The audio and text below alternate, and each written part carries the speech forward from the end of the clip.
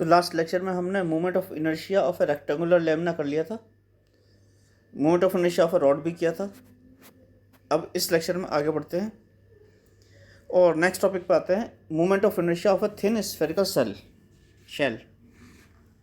Thin spherical shell यानी खोखला गोला, पतला और खोखला गोला। जैसे कि आपकी प्लास्टिक की बॉल होती है क्रिकेट खेलने की, कुछ इस तरह की खोखली बॉल या खोखला गोला। तो अगर तुम देखो प्लास्टिक की बॉल ले ली तुमने क्रिकेट की, उसे तुम वर्टिकली काट लो, बारीक बारीक स्लाइस काट दो उसके। प्लास्टिक की बॉल ली गोल और उसे वर्टिकली आप काटिए, सीधी सीधी सीधे सीधे बारीक बारीक काट दीजिए। तो आपको क्या मिलेगा? आपको एक रिंग्स मिलेंगी, खूब सारी अंगूठी की शेप की खूब सारी मिलेंगी। छोटी जो कोने में काटोगे आप, जो बिल्कुल कोने में काटोगे, जो इस कोने में काटोगे यहाँ पे छोटी रिंग मिलेगी, फिर बड़ी रिंग मिलेगी, इस तरह से रिंग मिलती जाएंगी, ऐसे ऐसे ऐसे रिंग मिलती जाएंगी। तो अगर प्लास्टिक की बॉल को तुम काट दोगे इस तरह से, ये पीछे का मैं नहीं दिखा पा रहा, पीछे का दिखाएंगे तो ऐसा आएगा, देखो ऐसे ऐसे करके पीछे का अगर दिखाएंगे तो रिंग्स मिल जाएंगी खूब सारी, इनके बारीक बारीक टुकड़े कर दोगे तो हमें निकालना है इसी खोखले गोले के कारण क्या, मूवमेंट ऑफ इनर्शिया। तो उसमें तीन चीज़ों पे निकाल सकते हैं हम। एक तो इसके व्यास के अनुदिश निकाल सकते हैं, यानी डायमीटर के अलोंग निकाल सकते हैं, movement of inertia about its diameter. तो ठीक है, मूवमेंट ऑफ इनर्शिया निकाल लें हम इसकी डायमीटर के अलोंग। तो एक हमने इसमें क्या किया, ऐसे टुकड़े टुकड़े काट दिए स्फेरिकल शेल के। तो एक टुकड़ा दिखाया गया, देखो EFHG, एक टुकड़ा इस तरह का दिखाया गया EFHG, ये वाला दिखाया गया एक टुकड़ा। ये किस तरह का टुकड़ा है? इस तरह का टुकड़ा है। मान लिया एक गोला था, इस गोले में देखो ये सीधा सीधा दिखाया गया, लेकिन कायदे से अगर 3 डायमेंशनल इफेक्ट देखोगे तो इस तरह से कटा होगा ये गोला, इस तरह से टुकड़ा कटा होगा, ऐसे टुकड़ा कटा होगा और अंदर की तरफ ऐसे ऐसे होगा, ये डॉट डॉट होगा अंदर की तरफ इस तरह से। ये बैक साइड का है, मैं दोबारा बना देता हूँ।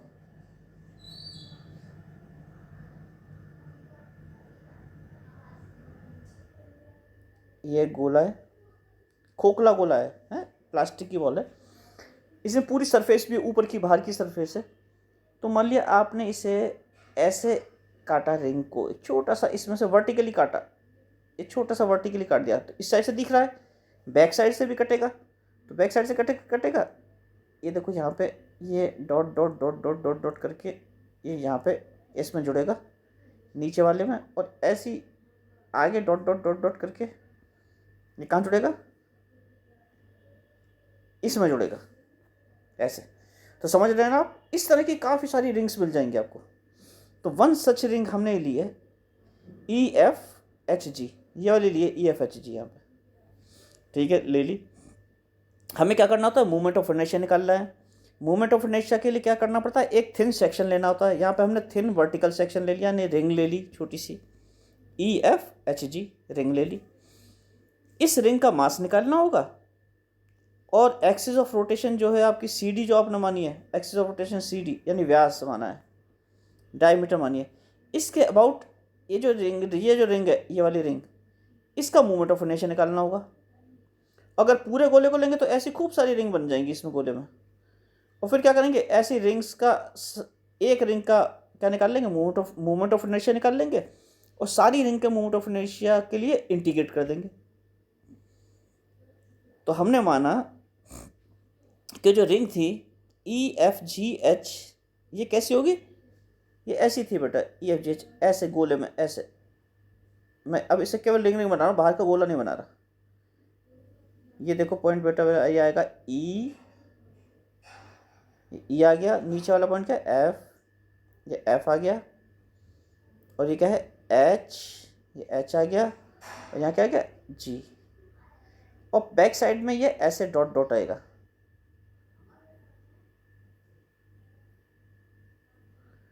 इसका क्या आएगा, डॉट डॉट डॉट ऐसे आएंगे, डॉट डॉट। ये कोने में ऐसे मिल रही है, इस सर्कल ऐसे मिल रहा है, इस तरह से देखो रिंग बनेंगी। ये डॉट डॉट आपको दिख रहा है, इस तरह की रिंग बन जाएंगी। तो इस रिंग की मान लिया चौड़ाई हमने मान ली, इस रिंग की चौड़ाई क्या है, या तो ई जी है या एफ एच है, ये एफ एच एच है, ये नीचे। तो इसकी चौड़ाई क्या है, ई जी और एफ एच। इसे कितना मान लिया हमने, इसे मान लिया इसे डी एक्स, इसकी चौड़ाई होगी डी एक्स। अब देखो ये रिंग दिख रही है, इस रिंग का एरिया कैसे निकालेंगे,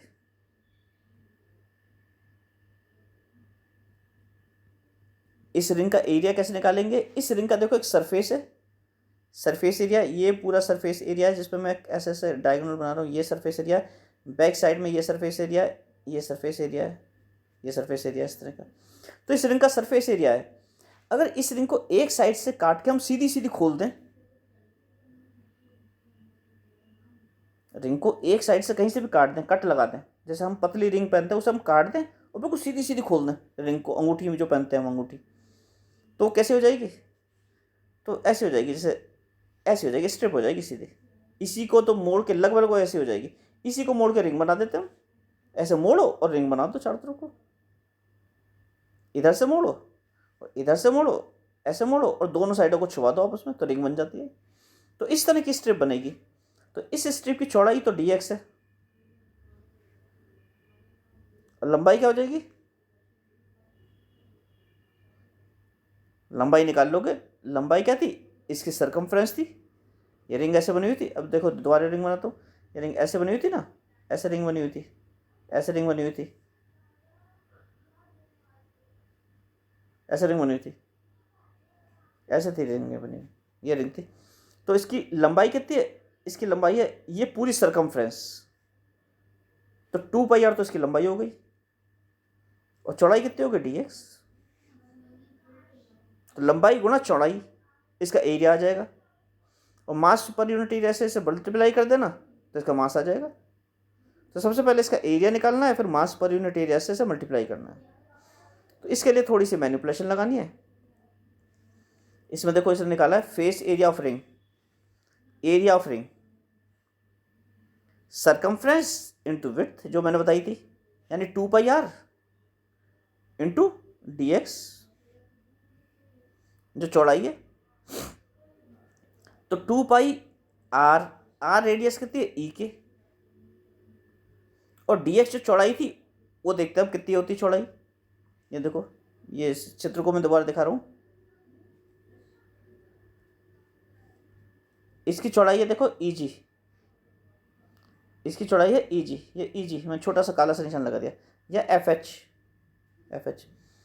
और ये वाला एंगल अगर डी डी थीटा मान लें, थोड़ा सा मैं यहाँ पे बना रहा हूँ, ये बना दिया मैंने, बड़ा करके बना दिया, ये है ई, ये है जी, और ये है ओ, और ये है डी थीटा, डी थीटा, और ये इसकी चौड़ाई है ई जी, ई जी, ये ई है बेटा ऊपर वाला पॉइंट, ई नीचे वाला क्या है जी। तो चौड़ाई कैसे निकालेंगे, angle is equal to r upon radius, r upon radius. तो देखो आ गई, और रेडियस कितनी है इसकी, इस पूरे इस खोखले गोले की रेडियस तो ये हो गई ओ ई, और ओ जी ये तो इसकी रेडियस हो गई। लेकिन और इस रिंग की रेडियस कितनी है, जो रिंग बनी हुई है, इस रिंग की रेडियस होगी, इस रिंग की रेडियस होगी ई से यहाँ तक, ये क्योंकि रिंग कैसे बनी हुई है, ऐसे बनी हुई है रिंग, रिंग ऐसे बनी हुई है।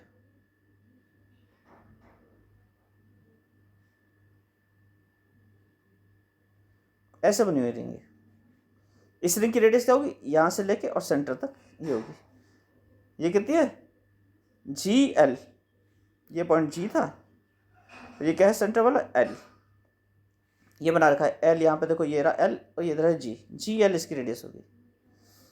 तो आगे बढ़ते हैं, एरिया ऑफ द रिंग हो गया 2 पाई इंटू आर, यानी ई के, रिंग की रेडियस कितनी थी ई के या जी एल, ई के कहो या जी एल कहो एक ही बात है, नीचे लेना पड़ेगा फिगर को, यहाँ पे ई के है ये, या ये जी एल है, एक ही बात है, ई के या जी एल। तो इसने ई के ले रखा है यहाँ पे। रेडियस ऑफ द रिंग ई के मान ली, ई के। तो रिंग की सरकमफ्रेंस हो गई 2 पाई ई के, और विड्थ हो गई ई जी, विड्थ है ई जी, और angle is equal to r का अपॉन रेडियस से ई जी क्या आ गया, आर डी थीटा। मैंने भी बना के दिखाया था, मैंने भी बनाया था, ये बनाया था ई जी, और यहाँ डी थीटा, और ये ऐसे था, और ये था कैपिटल आर। तो angle is equal to r का अपॉन रेडियस, तो E G is equal to हो गया r d theta, angle is equal to r का अपॉन रेडियस से। तो सारी वैल्यू रख दी यहाँ पे, ई के की वैल्यू रख दी, ई जी की वैल्यू रख दी। ई जी की वैल्यू है आर डी थीटा, और ई के की वैल्यू भी निकाल लो उस ट्राइंगल से। ये देखो ट्राइंगल ई के, ये रहा ई के, ये ई के, ई के, ये एंगल थीटा है, तो ये वाला अंदर वाला 90 माइनस थीटा हो जाएगा, ये ऐसा हो जाएगा। ये है ई ऊपर वाला पॉइंट हो गया। अरे ई ढंग से नहीं बन रहा, ये ई, ये बार बार वो हो रहा है ना, ई, और ये वाला हो गया के। ये एंगल है 90 माइनस थीटा, तो साइन 90 माइनस थीटा लगा दोगे, तो परपेंडिकुलर अपॉन हाइपोटेनस, ये है आर, तो E K is equal to r sine 90 minus theta, यानी आर कॉस थीटा। तो यही हो गया E K is equal to r cos theta. ये आप ट्राइंगल से देख सकते हैं बड़े आराम से। ये सारी वैल्यू, ये वैल्यू ई जी की और ई के की, ये वाली वैल्यू इसमें रख दी। तो ये था एरिया, इसे मास पर यूनिट एरिया से, मास पर यूनिट एरिया से मल्टीप्लाई कर दो। मास पर यूनिट एरिया क्या था, सिग्मा। तो टोटल मास आ जाएगा किसका, रिंग का। तो एलिमेंट्री जो रिंग ली थी हमने, एलिमेंट्री रिंग, उसका मास आ गया ये, मास पर unit area multiplied by sigma, यानी कि 2 pi are square, 2 pi are square sigma cos theta D theta. ये किसका मास आ गया बेटा, ये मास आ गया इस रिंग का, ये मास आ गया इस रिंग का, ये जो रिंग थी ये इस रिंग का मास आ गया। इस रिंग का मोमेंट ऑफ इनर्शिया क्या हो गया, mass into distance from the axis of rotation, यानी X, this mass into X square, इसका मास इनटू एक्स स्क्वायर, इसका मोमेंट ऑफ इनर्शिया हो जाएगा। तो वही कर दिया, देखो एलिमेंट्री रिंग का मास है इनटू ई के स्क्वायर, रेडियस स्क्वायर,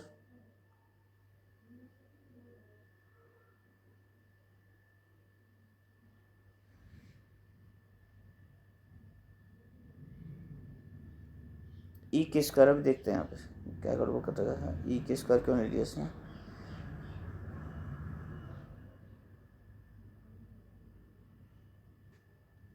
अच्छा ठीक है, ठीक है, इसने जो मूवमेंट ऑफ इनर्शिया निकाला है ना, ए बी के अराउंड निकाला है बेटा, ये कहीं लिखा होगा इसने, मैं सी डी के अराउंड देख रहा था। तो मास, इस रिंग का mass into A B axis से डिस्टेंस स्क्वायर।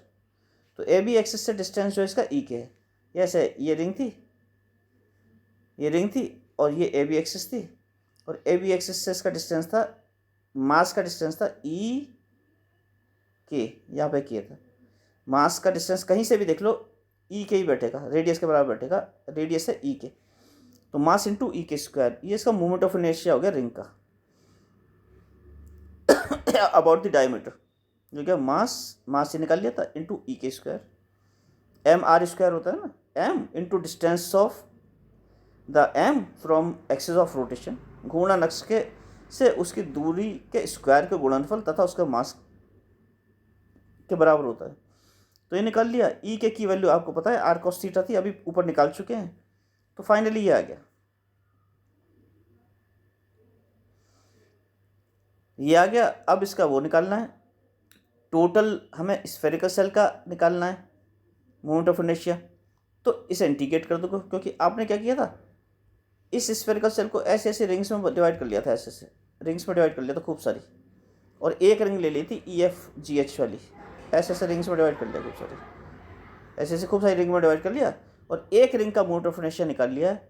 तो सारी रिंग्स का मोमेंट ऑफ इनर्शिया निकाल के उसका सम कर दो, यानी इंटीग्रेट कर दो, तो टोटल स्फेरिकल सेल का मोमेंट ऑफ इनर्शिया आ जाएगा। तो टोटल इसे इंटीग्रेट कर देते हैं, इसे इंटीग्रेट कर दिया, यहाँ पे ये कर दिया इंटीग्रेट। लिमिट लगानी पड़ेगी -π/2 टू +π/2, -π/2 टू +π/2 लिमिट कहाँ से आई, हमने लिया है इसके सापेक्ष, इस AB के सापेक्ष। तो थीटा की वैल्यू जो ऊपर से इसने नापी यहाँ से, तो एक तो -π/2 तक जाएगी और एक +π/2 तक जाएगी, क्योंकि इस एक्सिस पर कहाँ से कहाँ तक जा रही है थीटा की वैल्यू, ये और ये -π/2 या से +π/2 जा रही है। तो यहाँ लिमिट लगा दी, x की वैल्यू -π/2 टू +π/2 और i इसका इंटीग्रेट कर दिया लिमिट के अंदर, तो ये आ गया। अब इंटीग्रेशन की लिमिट मैंने पहले ही बताया था, जब -x टू x होती है तो इसे 2 टाइम्स 0 to x लिख सकते हैं। तो वही किया यहाँ पे, -π/2 टू +π/2 थी, इसे 2 टाइम्स ऐसे क्या लिख दिया, -π/2 टू +π/2 को कन्वर्ट करके 2 टाइम्स 0 to π/2 कर दिया। यहाँ 2 कांस्टेंट है, पाई कांस्टेंट है, 2 कांस्टेंट है, पाई कांस्टेंट है, r कांस्टेंट है, मास पर यूनिट एरिया कांस्टेंट है, केवल वेरिएबल क्या है, थीटा। तो इंटीग्रेशन के अंदर ये रह जाएगा केवल cos³ थीटा, और बाकी सब चीज़ें बाहर रह जाएंगी। इसका एक स्टैंडर्ड इंटीग्रेशन होता है, मैथमेटिक्स में पढ़ चुके होंगे, गामा फंक्शन से निकलता है। ये स्टैंडर्ड इंटीग्रेशन होता है 0 to π/2 cos⁻m theta sin⁻n theta d theta की वैल्यू ये होती है √m+1/2 into n+1/2 divided by ये इनफैक्ट ये स्क्वायर नहीं है, ये गामा है, ये गामा है, गामा में होती है ये, गामा समझ गए, गामा लेते हैं ऐसे, ये गामा साइन है, आपने पढ़ा होगा मैथमेटिक्स में गामा ऐसे। मैं जो गामा बनाता था ऐसे बनाता था, ऐसे लेता था और ऐसे करके ऐसे बना देता था, गामा ऐसे और ऐसे, ऐसे और ऐसे, ये गामा बना देते हैं, ये गामा होता है। तो ये स्टैंडर्ड इंडिकेशन होता है, ये वाली वैल्यू स्टैंडर्ड ऐसे याद रखनी पड़ेगी आपको, बहुत टफ होता है इसका सॉल्यूशन ना ये निकालना, इसलिए इसे हम ऐसा चूज़ करेंगे, इसे निकालेंगे नहीं। यहाँ इंडिकेशन हमारे पास क्या था, हमारे पास इंडिकेशन में था cos³ थीटा, और ये होता है ये। तो देखो m की वैल्यू तो 3 हो गई, यहाँ पे m की वैल्यू 3 हो गई, और sin n थीटा तो है ही नहीं उसमें, इसका मतलब n की वैल्यू 0 है, sin 0 थीटा मीन्स 1, n की वैल्यू क्या होगी 0। अभी मैं जरा ऐसा फ्लाइट मोड पे लगा दूं, नहीं तो मैसेज आएंगे बार बार।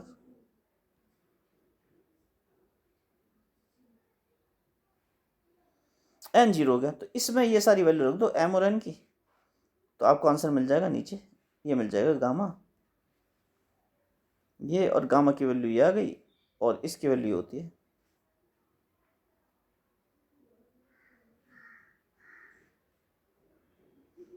इसकी वैल्यू होती है गामा, आप पढ़ चुके होंगे, ये सारी वैल्यूज रख देंगे आप, तो आपका मोमेंट ऑफ इनर्शिया ये आ जाएगा। और इनफैक्ट ये आ गया पहला वाला जो मैंने स्क्वायर लगाया ना, और आपको पता है 4πr² क्या होता है, पूरी स्फेरिकल सेल का सरफेस एरिया होता है। स्फेयर की सरफेस क्या होती है 4πr², तो 4πr² इसका क्या हो गया, सरफेस का एरिया हो गया, और सिग्मा क्या था, मास पर यूनिट एरिया। तो जब 4πr² को सिग्मा से मल्टीप्लाई करोगे, 4πr² को सिग्मा से ऐसे मल्टीप्लाई कर रहे हैं आपने, क्या 4πr² यानी कि एरिया मल्टीप्लाइड बाई मास पर यूनिट एरिया, तो टोटल मास दे देगा उस स्फेरिकल सेल का, दैट इज कैपिटल M। तो 4πr² सिग्मा को यहाँ पे कैपिटल M रख दो, तो मोमेंट ऑफ इनर्शिया आ जाएगा 2/3 mr², ये आ जाएगा। ये किसके अबाउट निकाला था, अबाउट ए डायमीटर। अब निकालना है अबाउट ए टेंजेंट, तो टेंजेंट देखो कहाँ बनाई है इसने, moment of inertia of shell about M N, M N को माना टेंजेंट इसने। एम एन देखते हैं कहाँ है फिगर में, कहीं बनाइए। हाँ ये माना है। हाँ इसमें एक बात और है, moment of inertia spherical shell का अगर ए बी डायमीटर के अबाउट निकालना है तो जो वैल्यू आ रही है वही सी डी डायमीटर के अबाउट होगी, वही इस डायमीटर के अबाउट में आएगी, वही इसी डायमीटर के, क्योंकि सा यूनिफॉर्म है, स्फेरिकल सेल का है, यूनिफॉर्म है। आप डायमीटर कहीं से भी ले लीजिए, उसके अबाउट मोमेंट ऑफ इनर्शिया की वैल्यू सेम आएगी। तो आपको निकालना है एम एन के अबाउट मोमेंट ऑफ इनर्शिया, और सी डी के अबाउट आपको मालूम है जो अभी निकालिए। तो थ्योरम ऑफ पैरेलल एक्सिस से पता है कि आई ऑफ एम एन क्या होगा, एम एन के अबाउट होगा आई ऑफ सी डी, दोनों पैरेलल एक्सिस है सी डी और एम एन। तो C D plus mass of the spherical shell into square of the distance between the two parallel axis, यानी कि दोनों parallel axis के बीच का डिस्टेंस क्या है, आर स्क्वायर, ये रहा आर स्क्वायर। यानी एम एन के अबाउट जो मोमेंट ऑफ इनर्शिया होगा वो सी डी के अबाउट मोमेंट ऑफ इनर्शिया में क्या ऐड कर दो, इस स्फेरिकल सेल का मास मल्टीप्लाइड बाई दोनों एक्सिस के बीच के डिस्टेंस का स्क्वायर, ये हो जाएगा I C D plus M are square. और आई सी डी की वैल्यू आप निकाल चुके हैं, तो आई सी डी में एम आर स्क्वायर जोड़ दी तो टेंजेंट के अबाउट मोमेंट ऑफ इनर्शिया आ जाएगा, ये निकाल रखा टेंजेंट के अबाउट, वो निकाल रखा है। 2/3 एम आर स्क्वायर पहले था, और टेंजेंट के अबाउट क्या हो गया, एम इंटू आर स्क्वायर, ये जो एक्स्ट्रा निकाला था एम आर स्क्वायर जोड़ा था, तो 5/3 एम आर स्क्वायर आ गया। यह आ गया स्फेरिकल सेल का। अब मोमेंट ऑफ इनर्शिया की बात करते हैं सॉलिड स्फेयर का। सॉलिड स्फेयर, अभी होलो स्फेयर था, अब क्या होगा सॉलिड स्फेयर।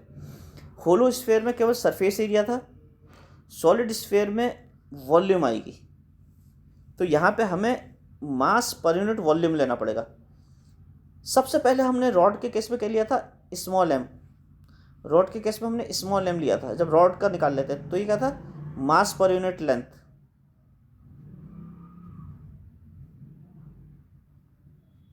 ये रॉड के केस में लिया था।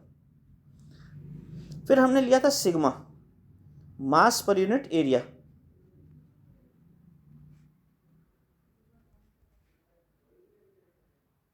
मास पर यूनिट एरिया, लेकिन अब आ रही है वॉल्यूम, इसलिए अब लेंगे रो। रो को पी को थोड़ा घुमा के ऐसा बना देते हैं रो, ये आएगा मास पर यूनिट वॉल्यूम।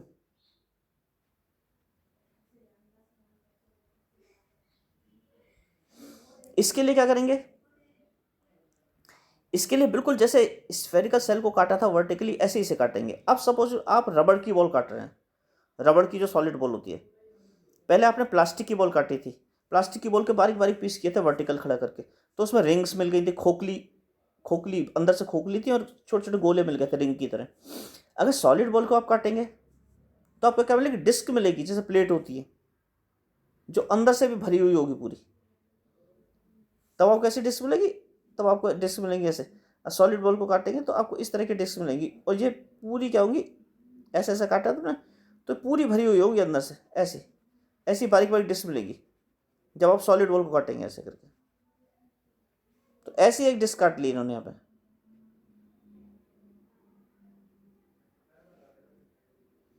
ऐसी डिस्क इसने काट ली, ये वाली, ये सॉलिड डिस्क काट ली इसने, जो पूरी ऐसे प्लेट थी, एक प्लेट की तरह। ऐसे कई सारी प्लेट्स कट जाएंगी, जिन्हें प्लेट्स तो नहीं, डिस्क डिस्क की फॉर्म में कट जाएगी। इस डिस्क की थिकनेस dx मान ली, जैसे पहले मानी थी।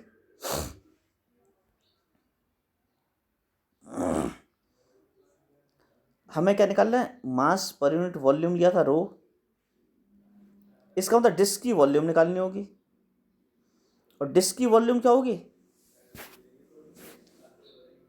डिस्क की थिकनेस और सरफेस एरिया का मल्टीप्लाई कर दो। वॉल्यूम होती है एरिया और थिकनेस का मल्टीप्लिकेशन।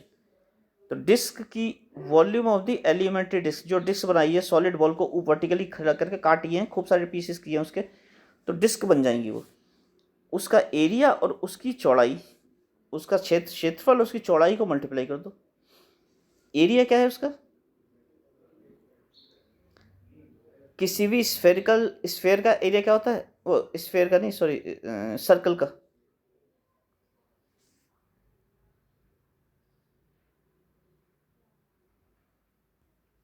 कोई सर्कल होता है, जैसे सर्कल है, मैं सर्कल बना रहा हूँ, ये सर्कल है, इसका एरिया कितना होगा?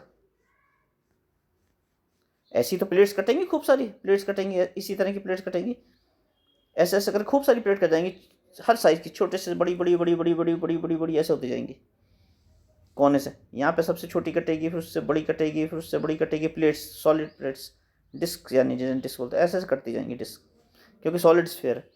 इसका एरिया होता है पाई आर स्क्वायर, अगर आर रेडियस है, if r is radius then pi are square होता है। तो हमारे केस में डिस्क काटी है यहाँ पे, इसका रेडियस कितना है, ये यानी ये वाला हमारी डिस्क काटी है, देखो ये इसका रेडियस ये वाला है, ऐसे डिस्क कटी थी ना, ऐसे ये कटी है डिस्क अंदर की तरफ, तो इसका रेडियस क्या है, ये वाला है जो मैंने काला सा बनाया, वर्टिकल खड़ा हुआ काला सा बनाया। और ये इसकी वैल्यू क्या है, r square minus x square, Pythagoras theorem से दिख रहा है। ये डिस्क आपने काटी है ऐसे, ये डिस्क आपने काटी है ऐसे ऐसे, ये डिस्क कटी किस में से कटी है, इस सर्कल में से कटी है, इस तरह के सर्कल में से कटी है, इस तरह के सर्कल में से डिस्क कटी है, ये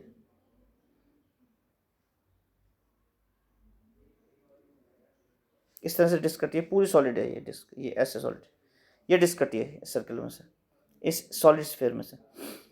और इसकी रेडियस कितनी है, ये दिख रही है आपको रेडियस, ये आर था, ये एक्स था, हैं, और यहाँ पे आपकी आर एक्स, यहाँ पे डिस्क कटी थी ऐसे, तो इस डिस्क की रेडियस ये होगी, ये एक्स है यहाँ तक, इस डिस्क की रेडियस होगी ये आर, ये एक्स, तो naturally this will be square root of r square minus x square, ये डिस्क की रेडियस होगी r square minus x square, Pythagoras theorem से।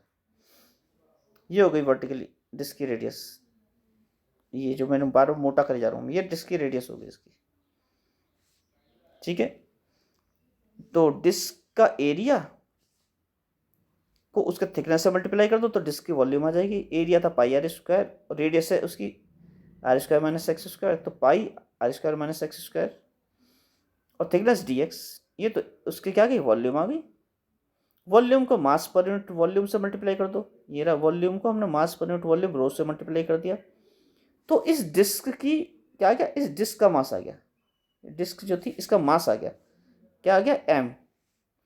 लेकिन उस स्फीयर में से, सॉलिड स्फीयर में से ऐसी बहुत सारी डिस्क कटेंगी, मास आ गया, इस डिस्क का मोमेंट ऑफ इनर्शिया निकाल लो, mass into axis of rotation से डिस्टेंस का स्क्वायर, तो एक्सिस ऑफ रोटेशन क्या लिया इसमें, ये लो ए बी, तो ये मास है, इस ए बी इसके बीच में से जा रहा है मास के, उसका स्क्वायर, यानी कि half into mass into radius square. ये डिस्क का फॉर्मूला होता है बेटा, डिस्क का मोमेंट ऑफ इनर्शिया क्या होता है, हाफ एम आर स्क्वायर, ये डिस्क का फॉर्मूला है। अगर डिस्क का मास क्या है एम, तो वही डिस्क का फॉर्मूला मोमेंट ऑफ इनर्शिया का आई होता है, आई इज इक्वल टू। तो ऐसी हमारे पास ऐसा हमारे पास ये सॉलिड स्फीयर था, इसमें से हमने बहुत सारी डिस्क काटी थी, ऐसे ऐसे ऐसे करके, ऐसे ऐसे करके बहुत सारी डिस्क काटी थी। तो एक डिस्क का मोमेंट ऑफ इनर्शिया होता है हाफ एम आर स्क्वायर, ऐसी बहुत सारी डिस्क काटी थी, इधर ये अंदर से ऐसे ऐसे कटेगी, अंदर की तरफ से ऐसे ऐसे, ऐसे बहुत सारी डिस्क काट दी थी वर्टिकली खड़ा करके। तो ऐसी जब डिस्क कट जाएगी उसका half m are square formula लगा देंगे। मास यहाँ पे निकाल चुके हैं, ये है ऊपर वाला मास, मैंने रेक्टेंगल के अंदर बंद कर दिया, मास है, तो हाफ इंटू मास यानी हाफ इंटू दिस, और रेडियस कितना है डिस्क का, r square minus x square, square root के अंदर उसका स्क्वायर कर दिया तो ये हो जाएगा। तो ये मोमेंट ऑफ इनर्शिया आ गया, half into mass into radius square, disc का ये फार्मूला होता है। तो डिस्क का मोमेंट ऑफ इनर्शिया क्या आ गया, ये आ गया, डिस्क का मोमेंट ऑफ इनर्शिया आ गया। और टोटल स्फीयर से सॉलिड स्फीयर का अगर निकालना है तो टोटल सॉलिड स्फीयर के लिए इसे इंटीग्रेट कर दो, इसे इंटीग्रेट कर दो, और किस लिमिट लगाइए इंटीग्रेशन की, minus r to plus r, इसे इंटीग्रेट कर दिया। Minus r to plus r क्यों लगाइए, देखो दोबारा देख लो, ये डिस्क है, ये देखो डिस्क जो यहाँ से बननी शुरू होंगी, यहाँ से ऐसे ऐसे यहाँ से बननी शुरू होंगी डिस्क, और कहाँ तक जाएंगी, आगे तक जाएंगी, ऐसे ऐसे डिस्क आगे तक जाएंगी। यानी कि अगर हम सेंटर को अगर हम सेंटर को यहाँ पे 0 0 मान लें, ये 0 0, तो एक तो प्लस आर हो जाएगा, एक माइनस आर हो जाएगा। तो minus r to plus r, ये रेडियस इसका ले लिया है, माइनस आर से लेके प्लस आर तक लिमिट लगा दिया, minus r to plus r. और ये minus r to plus r को 2 इंटू 0 टू आर कर लो, जो मैंने अभी ऊपर कारण बताया था आपको। तो 2 इंटू 0 टू आर कर लिया, ये आ गया। रो कांस्टेंट है, पाई कांस्टेंट है, आर स्क्वायर कांस्टेंट है, लेकिन आर स्क्वायर के साथ एक्स स्क्वायर भी इन्वॉल्व है। R square minus x square whole square है, इसलिए आर स्क्वायर को बाहर तो निकाल नहीं सकते, तो पहले इसका स्क्वायर रूट खोलना पड़ेगा। आर स्क्वायर भी कांस्टेंट, तो इसका स्क्वायर रूट खोल लिया यहाँ पे, तो ये आ गया r4 दिस, ये आ गया।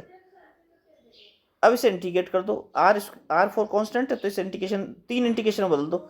एक हो जाएगा पाई रो, एक इंटीग्रेशन हो जाएगा पहला r4 dx, दूसरा इंटीग्रेशन हो जाएगा पाई रो तो सबके बाहर आएगा x4 dx, और तीसरा इंटीग्रेशन हो जाएगा पाई रो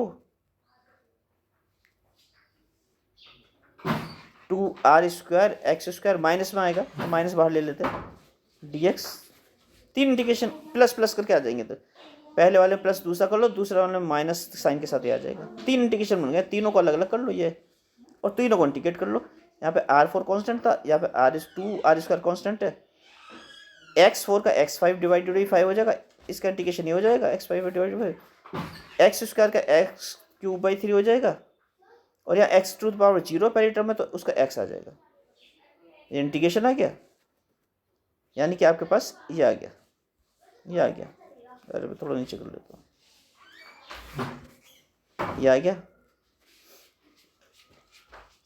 इसमें थोड़ा सा मैनिपुलेशन कर लिया ये आपको, क्योंकि आपको पता है 4/3 पाई आर क्यूब उस सॉलिड स्फीयर की क्या है, वॉल्यूम है, और उसमें अगर रो का मल्टीप्लाई कर दोगे तो मास वॉल्यूम इनटू मास पर यूनिट वॉल्यूम, ये इसका टोटल मास दे देगा। तो हमें 4/3 पाई आर क्यूब इंटू रो को अलग करना है, तो इससे थोड़ा सा मैनिपुलेशन कर लिया, 4/3 पाई आर क्यूब इंटू रो एक फैक्टर बना लिया इसका, और इसे टोटल मास लिख दिया यहाँ पे, टोटल मास है। तो आपका सॉलिड स्फीयर का मोमेंट ऑफ इनर्शिया क्या गया,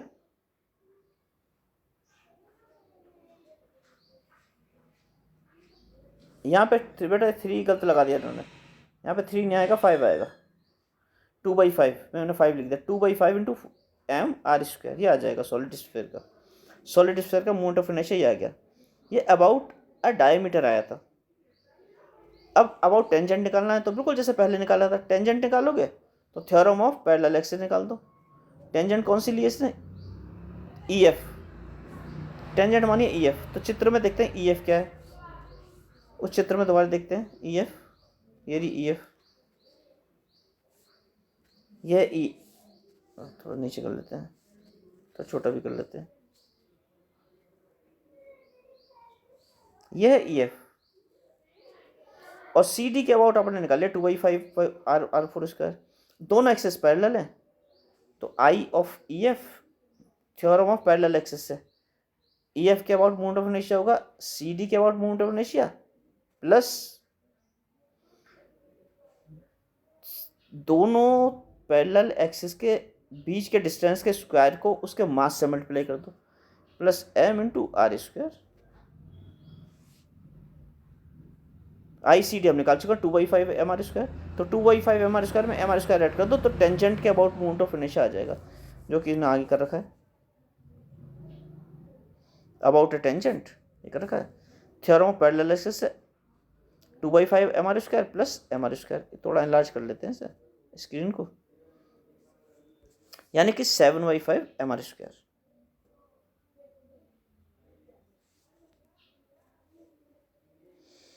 अब रेडियस ऑफ जायरेशन की अगर बात करें, तो आपको पता है किसी भी चीज़ की अगर रेडियस ऑफ जायरेशन k है about any axes of rotation, तो उसका moment of inertia I = mk² हो जाता है। किसी भी वस्तु का मोमेंट ऑफ इनर्शिया को हम mk² लिख सकते हैं, where k² is radius of gyration. और हमारे केस में क्या आ रहा है, सॉलिड स्फीयर का moment of inertia 2/5 mr square, किसके अबाउट, डायमीटर कह लो, ये था, इसका मतलब डायमीटर के अबाउट सॉलिड स्फीयर का रेडियस ऑफ जायरेशन कितना हुआ, इन दोनों को कंपेयर कर दो। के स्क्वायर इज 2/5 आर स्क्वायर, यानी k is equal to square root of 2/5 और आर, ये रेडियस ऑफ जायरेशन हो गया सॉलिड स्फीयर का डायमीटर के अबाउट। तो यहां लिखा है radius of gyration of a solid sphere about a diameter, ये हो गया। अगर अबाउट अ टेंजेंट निकालना है तो आप देखेंगे movement of inertia about a tangent कितना था। About a tangent movement of inertia इसका था I is equal to 7/5 mr square. और आपको पता है अगर radius of gyration about a tangent k है तो उसके मूवमेंट ऑफ इनर्शिया को आप लिख सकते हैं m k स्क्वायर। इन दोनों को फिर कंपेयर कर दो तो again k is equal to क्या आ जाएगा, स्क्वायर रूट ऑफ 7/5 r, ये आ जाएगा रेडियस ऑफ जायरेशन आ जाएगी इसकी।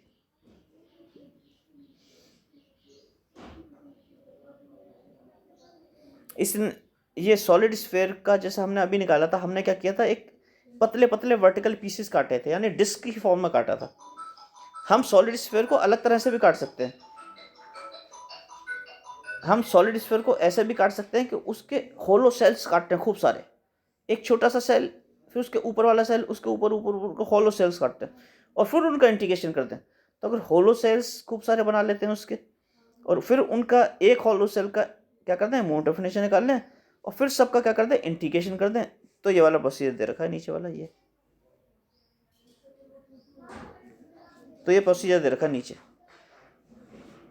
यानी कि पहले क्या किया था, पहले तो आपने ये सॉलिड स्फीयर लिया था और इसमें ऐसे ऐसे रिंग्स काटी थी, छोटी छोटी रिंग्स माने डिस्क काटी थी। सॉलिड स्फीयर में ऐसे ऐसे काटोगे तो पीछे की तरफ भी मिलेगी ना, बैक साइड में उसके आएगी। जैसे मैं एक बनाता हूँ ये, तो देखो बैक साइड में भी तो ऐसे आएगा उसके लाइन, बैक साइड में ऐसे, तो पूरी पूरी डिस्क कटेगी। ये देखो ऐसे, ये पूरी सॉलिड होगी, ये पूरी सॉलिड होगी अंदर ऐसे डिस्क, एक ऐसे डिस्क होगी पूरी सॉलिड, ऐसी कई सारी डिस्क हो जाएंगी तो डिस्क की फॉर्म में हो जाएगा। लेकिन ऐसे भी काट सकते हैं सॉलिड स्फीयर को, सॉलिड स्फीयर लिया, ये सेंटर था इसका, एक छोटा सा होल, एक छोटा सा स्फीयर यहाँ लिया, फिर उसके ऊपर लिया, फिर स्फीयरिकल सेल, ऐसे भी बना सकते हैं खूब सारे स्फीयरिकल सेल, ऐसे ऐसे करके। इन सब स्फीयरिकल सेल का एक का मोमेंट ऑफ इनर्शिया निकाल लो, स्फीयरिकल सेल का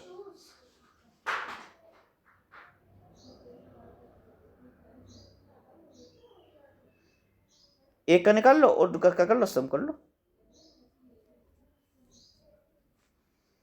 तो ये वाला प्रोसीजर आ जाएगा इस तरह से निकलने में।